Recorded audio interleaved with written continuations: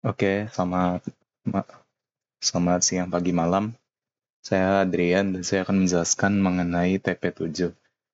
Ya, untuk pertama kita akan menjelaskan sintaks dari seluruh jenis programming modular. Sintaks ini ada entity, arsitektur, ada komponen, dan juga ada prosedur. Ada juga function yang bisa dibagi jadi dua, yaitu function sendiri dan impure function. Untuk entity itu dia digunakan untuk mendefinisikan antarmuka alias dia menjadi bagian awal dari sebuah program. Misalkan dalam program ini untuk entity-nya kita misalkan modular design.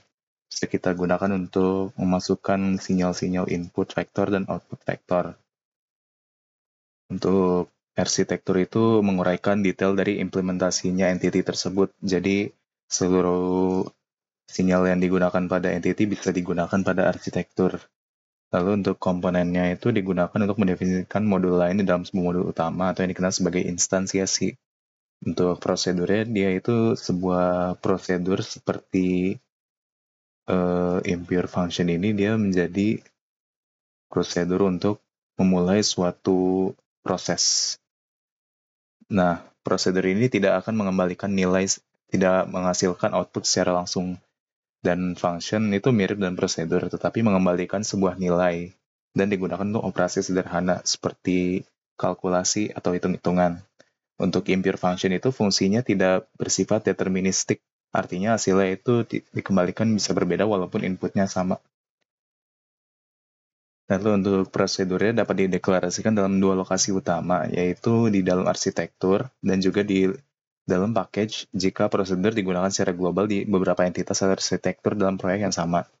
Untuk arsitektur, jika tidak dilakukan keduanya, maka prosedur tersebut untuk prosedur jika tidak dilakukan di keduanya, maka di dalam arsitektur atau di package juga, maka prosedur tersebut tidak akan bisa disebutkan dalam package, sehingga prosedur tersebut tidak akan dikenali dalam lingkup arsitektur atau entity lain. Untuk function itu bisa digunakan dalam arsitektur walaupun hanya berlaku untuk arsitektur yang tertentu, dan bisa juga dalam package jika function tersebut akan diakses oleh banyak entitas atau arsitektur. Jika function berada di luar lingkup, maka function tersebut nggak bisa dikenali, sehingga saat dipanggil dia akan tidak bisa digunakan sama sekali karena memang tidak bisa direferensikan. Untuk impure function juga umumnya ditempatkan dalam package karena sifatnya tidak deterministik alias tidak konsisten, sehingga fungsi ini diakses lintas entitas dan arsitektur. Dapat juga ditempatkan dalam arsitektur jika akan digunakan secara terbatas di satu arsitektur saja. Lalu untuk perbandingan jawaban nomor 1 dan 2, untuk jawaban saya itu prosedur adalah konstruksi dalam VHDL yang digunakan untuk mengelompokkan perintah. Untuk yang di DAST itu menyoroti prosedur sebagai blok kode yang mungkin operasi berulang. Untuk jawaban saya menekankan pentingnya mendeklarasikan prosedur dalam arsitektur atau paket yang relevan. Sementara DAST memberikan contoh deklarasi prosedur serta penggunaannya melalui prosedur call.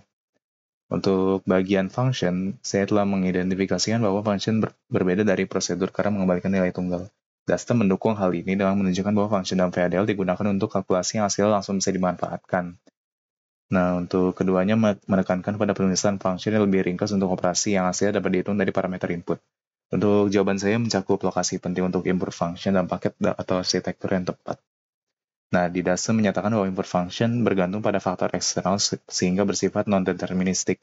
Nah, ini sesuai dengan jawaban saya yang menyebutkan penggunaan import function pada kondisi tertentu di mana variabel atau lingkungan eksternal mengaruhi hasil seperti dalam simulasi yang memerlukan nilai dinamis. Nah, bagi menurut saya, function adalah salah satu jenis modular programming yang paling efektif dan serbaguna. Kenapa? Karena pengembalian nilainya itu diproses secara langsung sehingga ideal untuk operasi membutuhkan hasil tunggal. Lalu efisiensi kodenya juga mengalami peningkatan dan juga kebutuhan variabel tambahan berkurang sehingga tidak memerlukan terlalu banyak variabel yang membuat kode menjadi lebih ringkas dan mudah dipahami. Keterbacaan untuk programming modular menggunakan function juga menjadi lebih lebih keterbacaannya lebih ditingkatkan juga dan bisa di reusability-nya atau penggunaan berkali-kali juga bisa digunakan dalam berbagai skenario desain tanpa perubahan signifikan sehingga mengurangi duplikasi kode, mempercepat waktu perkembangan, dan juga meningkatkan keterbacaan kode. Nah, ini tadi, keterbacaan. Bahkan dalam banyak kasus, function dapat disintesis menjadi perangkat keras, sehingga function dapat digunakan dalam skenario yang mengandalkan desain final FPGA atau ASIC. Untuk referensinya ada di sini di ftaparo, saya dapat dari GitHub. Lalu apa aja jenis yang bisa disintesis programming modularnya? Ada entity, arsitektur, komponen, juga function.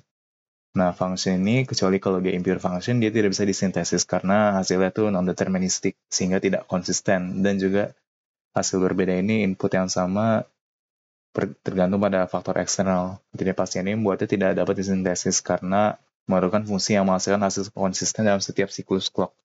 Untuk prosedur ini, prosedur bisa disintesis jika hanya berisi logika yang mendukung operasi deterministik dan tidak memiliki elemen yang bersifat eksklusif untuk simulasi.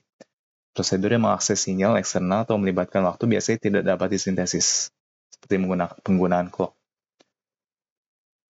Lalu untuk VHDL-nya di sini saya sudah buatkan sebuah modular design yang isinya input vector dan output vector range-nya dari 0 hingga 255 bit. Nah, untuk sinyalnya sini ada random value yang awalnya kita gunakan misalkan integernya sama dengan 0. Lalu untuk pemulaian prosedur function ini, function random impure, kita kembalikan sebuah integer yang awalnya dimulai dengan jika random value-nya dengan batas 5 kurang dari 3, maka kita lakukan return 1 sehingga probabilitasnya 60% karena 1, 2, 3 itu 60% dari 5. Dan kita akan return 2 else karena probabilitasnya 40%, 4, 5. Nah, kita end. Lalu untuk kita mulai lakukan my function-nya dengan input value-nya sebagai integer, kita return lagi integer. Untuk input value kita kalikan dengan random impure tadi, jadi return 1 atau 2 ini, dan kita hasilkan my function. Kita return hasil dari ini tadi. Lalu untuk prosedurnya, my prosedur, kita masukkan input value dan output value-nya dengan variabel kita misalkan sebuah temporary, hasil temporarinya tuh sebuah integer. Temporarinya itu kita masukkan dari my function tadi yang berisi input. Nah, output value-nya kita masukkan dari temporary result tadi, sehingga akan mengembalikan mereturn output dari keseluruhan dua fungsi ini tadi. Nah, untuk prosesnya di sini kita mereset nilai rand value sehingga temporary output-nya itu selalu berubah yang mengakibatkan non-deterministic. Nah, untuk simulasinya tadi sudah saya lakukan untuk angka 0 karena rand value-nya 1, maka dikali 1 sih harusnya tetap 0, 1 tetap 1, 2 tetap 2 karena 3. Sini karena lebih dari 3, maka dilakukan dikali 2, 3 dikali 2, 6, sama dengan 2, 2 kali 4, 5. Ini balik lagi 6 karena modulnya 5, maka anggapannya 1. Jadi tetap kali 1, kali 1, kali 1. Nah, di sini 9, anggapannya 4 kali 2. Oke, sekian dari penjelasan saya. Mungkin ini dulu ya, analisis. Rangkaian ini secara prinsip tuh sebuah generator pseudo acak yang bisa diaplikasikan pada random generated number seperti misalkan mesin slot. Mesin slot ini kalau random ampere kita misalkan sebagai fungsi generate symbol. Generate symbol ini kita misalkan seperti di sini tadi, misalkan probabilitasnya dari random value-nya itu misalkan 1, 2, 3, maka simbolnya A. Misalkan 4, 5, simbolnya akan B dengan probabilitasnya di sini. Untuk my function-nya kita misalkan itu calculate payout, dan juga untuk my procedure kita misalkan spin reals prosedurnya. Prosedur ini berarti memulai semua menjalankan kedua fungsi ini tadi. Calculate payout itu sebagai penghitungan jumlah yang dimenangkan. Jika misalkan A menangnya segini, tapi karena B lebih langka, maka calculate payout-nya akan lebih tinggi dari B ketimbang A. Untuk prosedur my procedure dia akan menjalankan calculate payout dan generate simbol ini. Nah, untuk random seed-nya ini dia itu misalkan di sini tadi untuk ketidakkonsistensian random value agar benar-benar random generated number gitu. Oke, sekian penjelasan dari saya. Terima kasih.